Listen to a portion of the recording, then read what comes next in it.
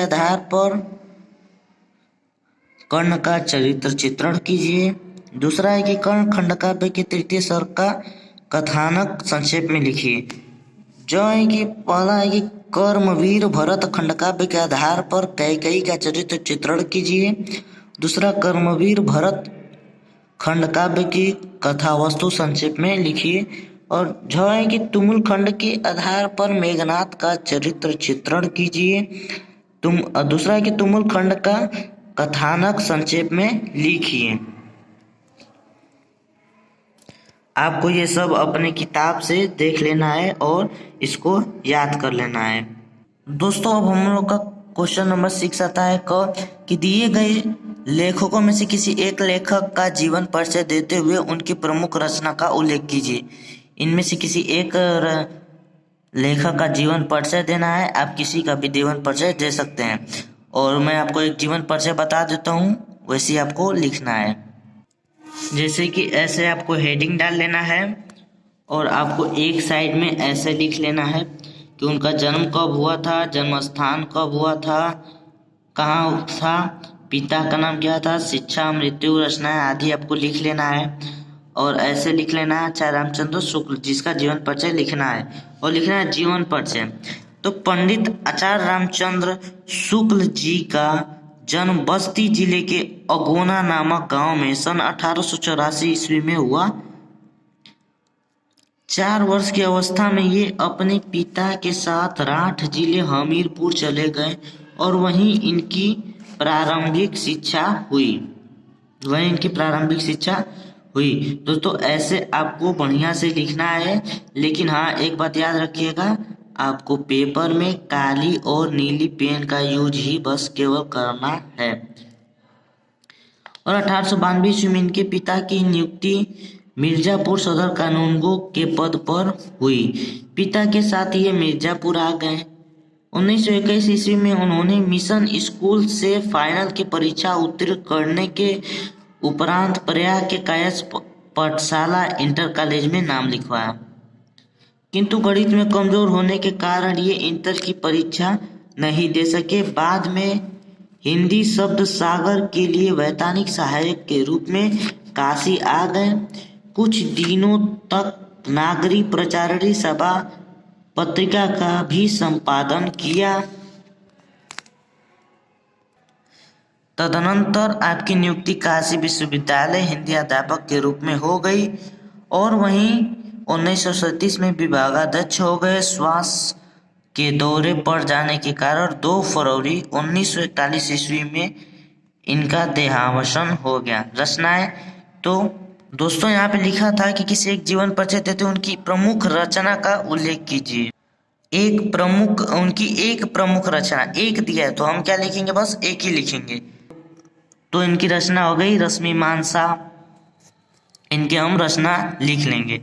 दोस्तों, अगर आप स्क्रीनशॉट लेना चाहते हैं तो ले सकते हैं।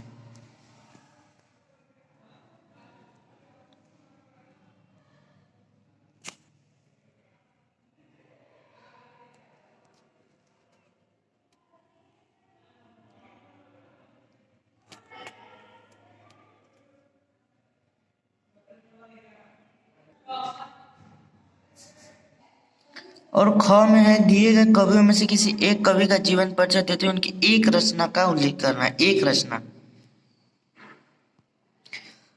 महाकवि सूरदास, बिहारी लाल, महादेवी वर्मा या श्याम सुंदर नारायण पांडे। तो हम इनमें से किसी एक का जीवन परिचय लिख लेते हैं और उनकी एक रचना का नाम लिख लेते हैं। तो दोस्तों, हम बिहारी लाल जी का जीवन परिचय लिख लेते हैं। हम उनका जन्म लिख लेंगे, कब हुआ था, 1595 ईस्वी में, जन्म स्थान बसुआ गोविंदपुर, पिता केशव राय, मृत्यु 1663 ईस्वी में। रचनाएं, उनकी मात्र एक ही रचनाएं थी, बिहारी सतसई। तो हम लिखेंगे जीवन परिचय।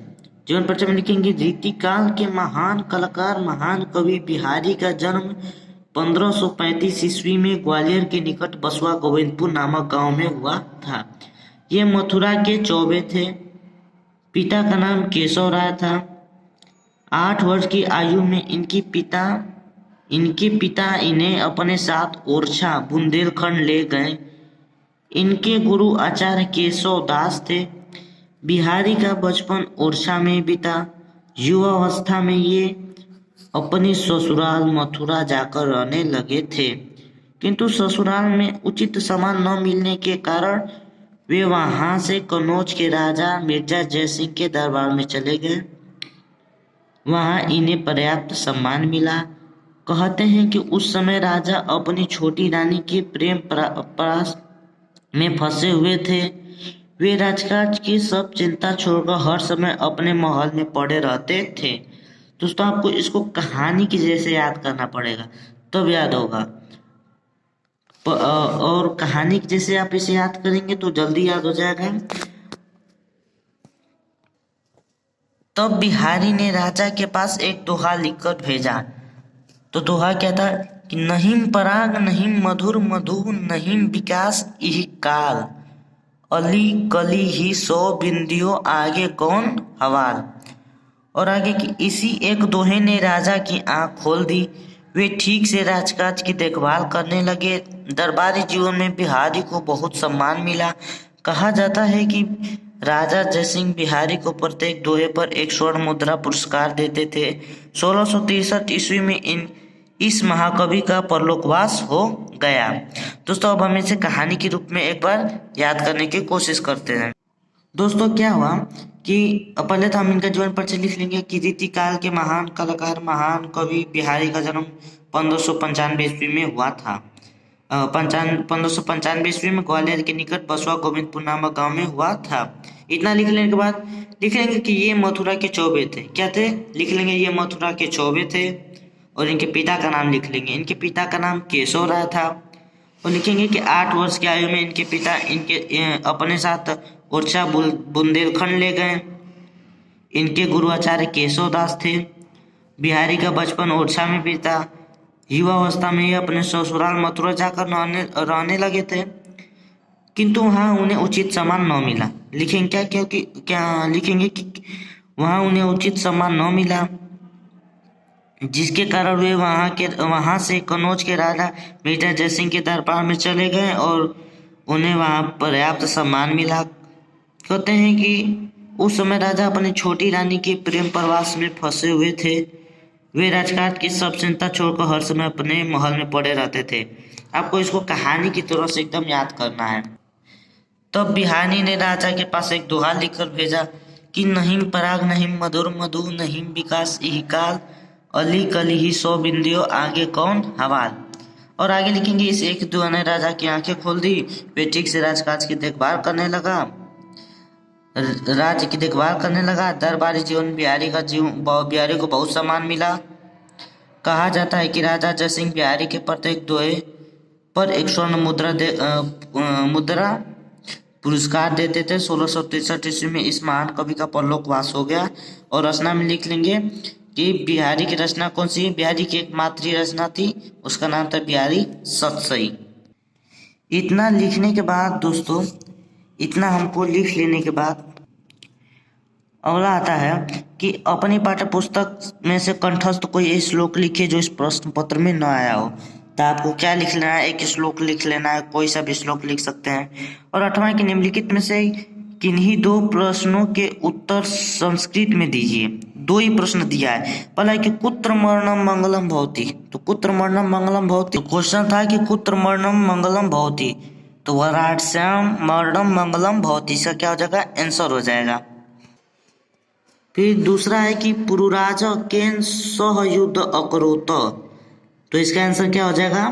तो इसका आंसर हो जाएगा पुरुराज अलछेन्द्रेण सह युद्धम अकरोत, पुरुराज अलछेन्द्रेण सह युद्धम अकरोत। और अगला है कि ज्ञानम कुत्र संभवति, ज्ञानम कुत्र संभवति, तो ज्ञानम विद्यालय संभवति, क्या हो जाएगा? ज्ञानम विद्यालय संभवति।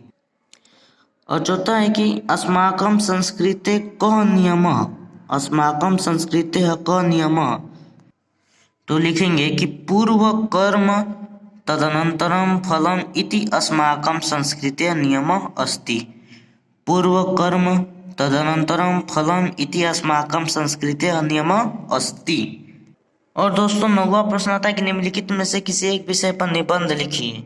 आपको निबंध लिखना है। शब्द सीमा कितना है? 150 से 200। पहला है कि विज्ञान वरदान या अभिशाप। दूसरा बेरोजगारी की समस्या और समाधान। तीसरा जल है तो कल है। चौथा विद्यार्थी जीवन का अनुशासन, विद्यार्थी जीवन में अनुशासन का महत्व। दोस्तों आपको ये सब लिख लेना है किताब में से, और वीडियो को लाइक करना है और चैनल को सब्सक्राइब करना है और वीडियो को शेयर भी करना है।